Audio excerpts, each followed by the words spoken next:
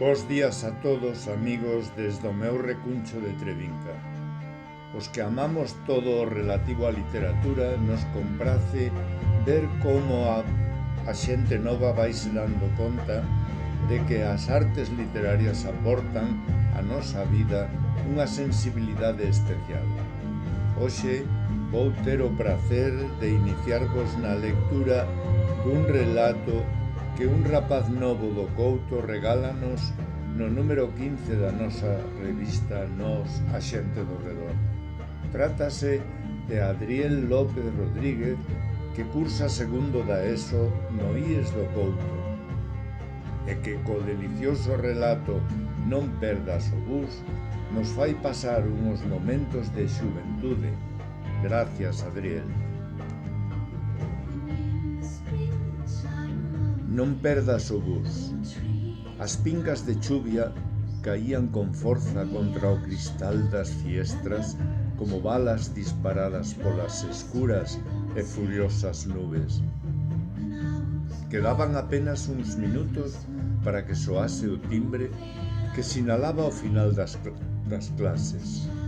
Por un lado, estaba desexando salir dali canto antes, pero por outro, non me ilusionaba moito chegar a casa mollado da cabeza á punta dos pés.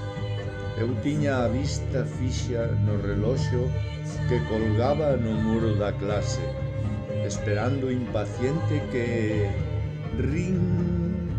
Todo o mundo se apresurou a recoller as súas cousas, mentras o profesor lanzaba un adeus que quedou afogado polos berros dos alumnos e que ninguén se dignou a contestar. Baixei a modo polas escaleiras do instituto. Sentíame moi canso despois desta semana chea de exámenes e só tiña ganas de tirarme no sofá a ler un pouco. Había unha inmensa masa de paraugas de todas as cores que se estendía diante da parada do bus. Eu, coa cabeciña que teño, deixara o meu na autobús pola mañá. A intemperie sentía as pingas da auga que me resparaban pola cara, esperando a que chegase o transporte escolar. Xa pasaran máis de 20 minutos e non había ningún bus á vista. Eu xa estaba farto de esperar baixo a chuvia, así que decidín marchar a pé para a casa. De todos modos, tampouco quedaba tan lonxe. Xamais debín ir andando ese día. Foi un dos peores erros que cometín na miña vida.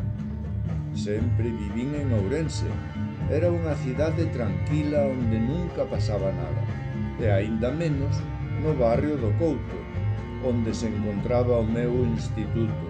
Como ia imaginar o que estaba a piques de acontecer? Queridos amigos, continuade coa leitura deste delicioso relato.